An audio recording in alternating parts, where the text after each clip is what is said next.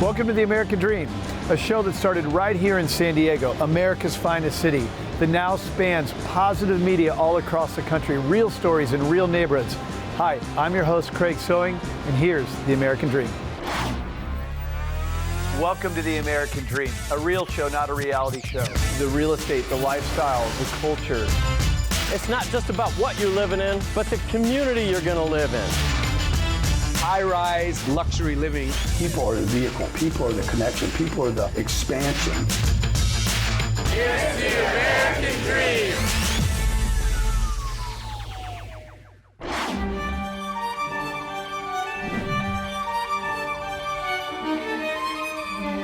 If you've ever wanted to dress like royalty and attend a 19th century Austrian ball, welcome to the Viennese Ball.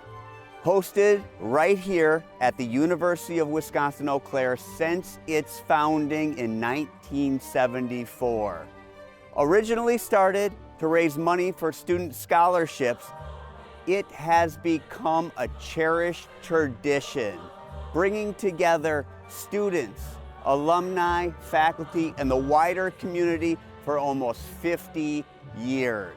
This is the American Dream, and I'm your host, Patrick Redman. I just polished my dancing shoes, so come on, let's join the festivities. I am with Kristen Fitzsimmons, the Viennese Ball Executive Director, correct? Correct. So Kristen, wonderful event. Thanks for having us here. Thanks for being here. Tell me a little bit about what Viennese Ball is all about and what we can expect to see tonight. Oh, the Viennese Ball is an amazing event. There's nothing quite like it in the Chippewa Valley. What you can see tonight is not only community and students and faculty and staff coming together, but you can really experience the sounds of our music students singing traditional songs and contemporary songs, playing them as well, our orchestra and our symphony. This event really is about scholarships, isn't it? It is. Tell me a little bit about that. Sure. And some of your success and where the money goes. Sure. So the Viennese Ball started back in 1974. The committee was only 11 people.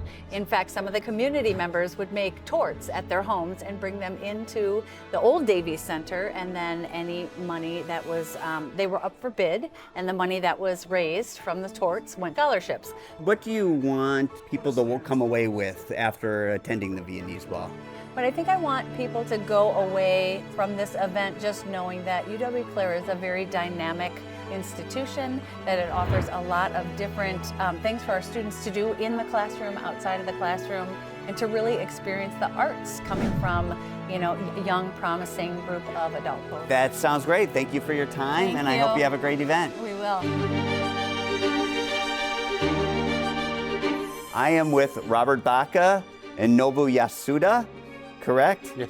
All right, gentlemen, thank you for joining me today. If you could tell me your roles with the Viennese Ball, I'd appreciate it.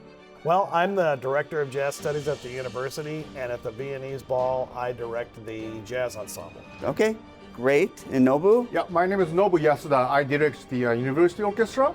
So we are actually the jazz and also the orchestra does the main dance, main waltz and then swing portion. Tell me and tell the viewers at home, what makes this event special to the university, to the community, either of you? Well, it started as a brainchild of one person, and that, I think, very much speaks for the community that we have. So how many different music groups from the university perform? I think all of them. One more question for each of you. Over the years, do either of you have a special moment or memory of something that's happened that comes to memory? I mean, it's not like one particular memory, but I just really enjoy, performing with the students, and then, they're having fun on stage. Sometimes actually you think, they cannot actually dance, on the floor, but they really enjoy playing music, actually. One of my favorite memories actually just happened last night. Coming into Ojibwe Auditorium, and I'm watching this very large cylindrical circle moving while Nobu's orchestra is playing. It is an amazing event. I want to thank both of you for taking time to talk to us. I hope you have a great night Yep, thank you. and great Let's go play. performances. Yep. All right. Yeah, it was Great. good meeting both Thank of you you. very much. It has been a night to remember. I want to thank the University of Wisconsin-Eau Claire. I want to thank you at home. My name's Patrick Redmond, and I'll see you next time on The American Dream.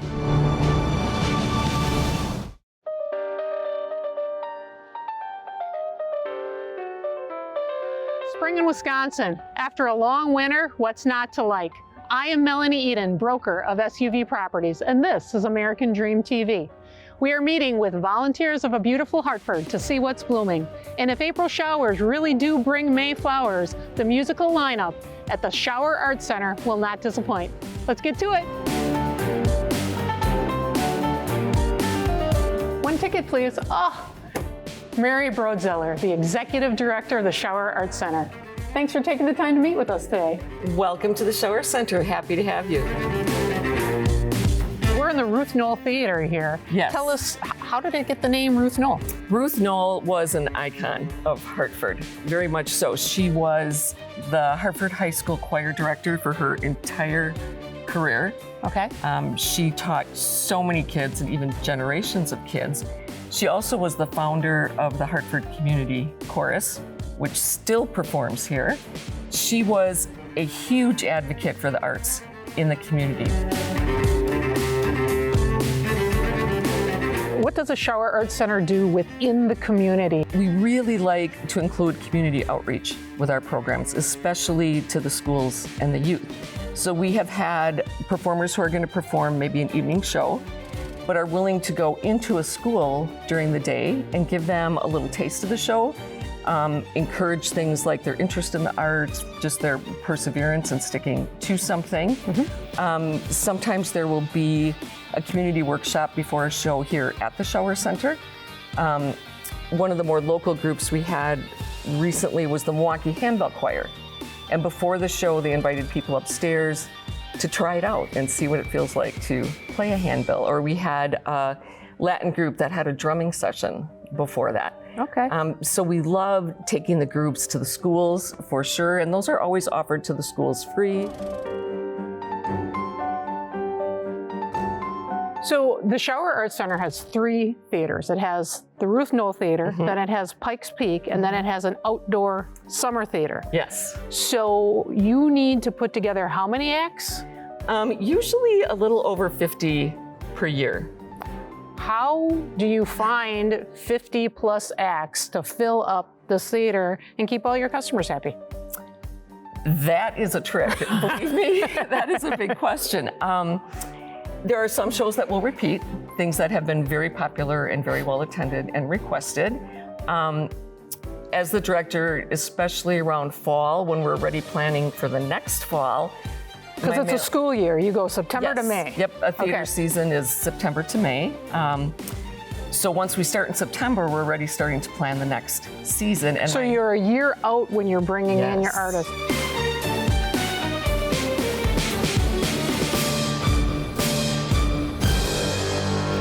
Hi, Joan. Hi. How are you today? I'm great. How Great. are you? I am great. Thank you for joining us today on American Dream TV. This is Joan Schoenberg, Hi. the president of the Volunteers for a Beautiful Hartford, and we're going to take a tour of their Alpine Garden.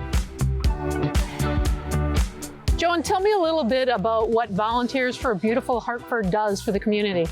We do just improve the environment, make it beautiful so people can, as they're taking walk, can enjoy it. It's good for people's mental health. People many times sit at on the park bench and just sit there and just to take it all in.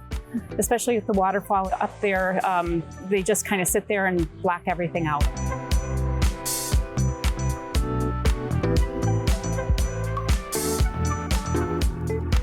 Welcome to downtown Hartford, the heart of the community. We have great restaurants such as Perk Place. Stop in for coffee, lunch, breakfast. Get a massage over at Fifth Layer or a facial. If you're looking for something sweet after you attend the Shower Arts Center, stop in at the 1950s ice cream parlor called Scoop de Ville.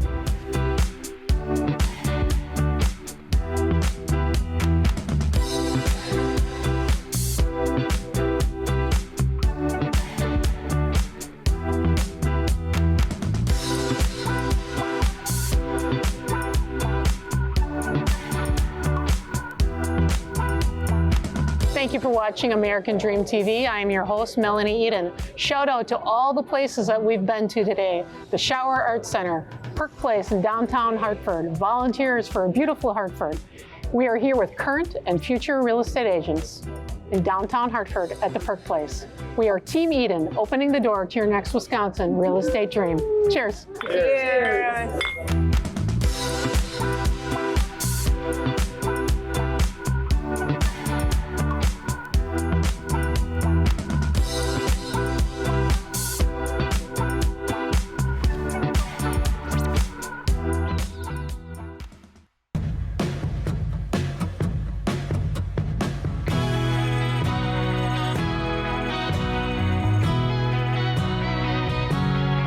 Part of city and village planning is having the imagination to see something that would be wonderful for your community well before it ever exists. When it comes to parks and recreation, Pewaukee has a dedicated group of professionals that helps bring our parks and our community to life. Now, if you've seen my other segments, you already know Pewaukee is the place to be.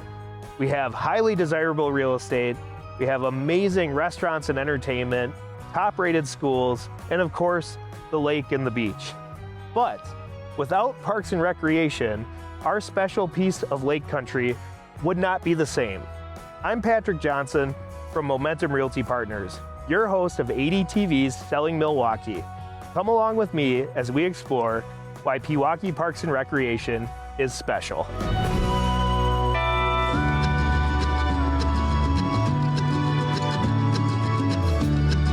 You have an impressive operation here. How many parks do you guys care for? 9 parks in the village, 6 parks in the city, all different sizes and shapes and things that make them great. What's your favorite or most major project right now that you'd like to tell everybody about? The thing we're working on right now that's really a passion project for us is the all-inclusive playground and splash pad project at Pewaukee Sports Complex on Highway F and Lindsay Road. It's a way for everyone, no matter your ability, to come out, enjoy play in whatever way that you're looking for. The biggest thing with this project is community awareness and helping us spread the word of why this project matters, why it makes a difference. If you can get involved, whether it's through fundraising, spreading the word, volunteering, but those are the things that we need the most to make this project a reality. Megan, when you think about being a Pewaukee parent, what excites you about this project? I'm excited about all the different activities that the kids can get involved with at the playground, how important it is for our community to have a special area like this to promote inclusivity. I know that you mentioned there's a special feature about the playground. I believe it was a quiet grove is what it was called. Mm-hmm. Could you tell me a little bit about that? It provides a space for kids who may need a break from all the excitement. I don't think I've seen anything like that at any other park, and I frequently go to all the parks in Lake Country.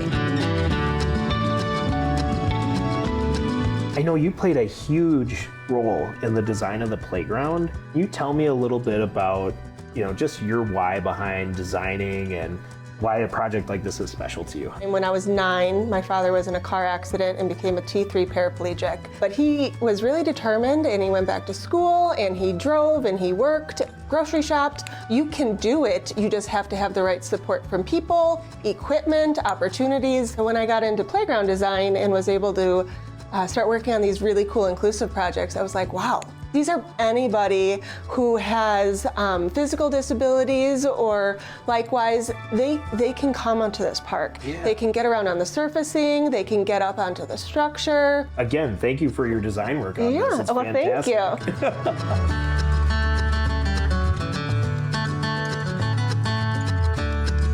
You have been a critical supporter of this splash pad project. I know that one of the things that drew you to it was having the ability to honor your nephew Garrison. Can you tell us a little bit about Garrison and your involvement with the project? And the one that really caught my attention was the naming rights for the entire splash pad, mainly because I thought of my dear beloved nephew Garrison, who died at just 8 years old. But some of my fondest memories are the fun that we had going to the splash pad at Cool Waters in Greenfield Park. Anyway, I decided that I would take on the big financial commitment. It was a six-figure sum for the naming rights for Garrison so that his memory lives on for a long time to come. Pewaukee is a special place. We already knew that, but it's up to all of us to continuously improve our amazing community. Thank you all so much for your support as we continue to make Pewaukee the premier Lake Country community. Signing off, this is Patrick Johnson from Momentum Realty Partners, your host of ADTV's Selling Milwaukee.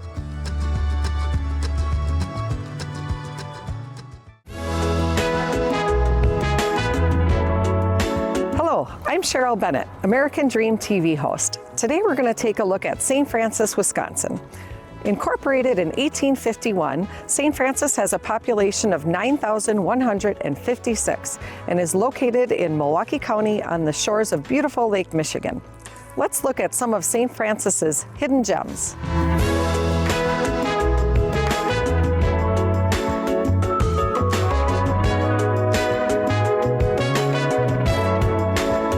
Hi, I'm here with Joe, the owner and operator of Layton Fruit Market, a St. Francis institution on Layton Avenue across from Mitchell Airport. Thanks for having us, Joe. Well, good morning and welcome to our store. I'm happy that you're here. Good morning.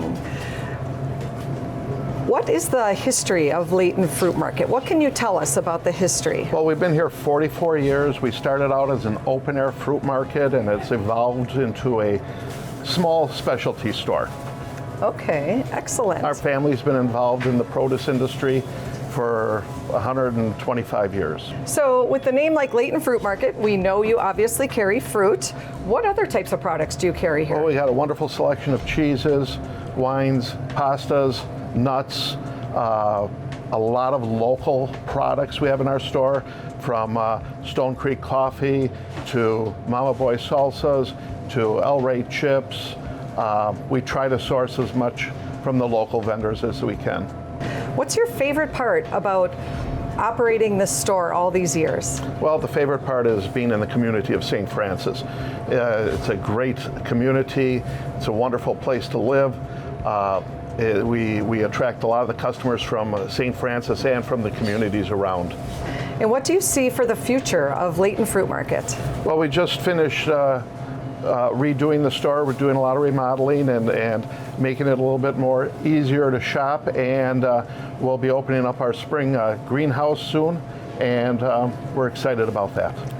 Very good. Future sounds bright for Layton Fruit Market. Absolutely. Thanks so much for having us here. We appreciate it. Thank you.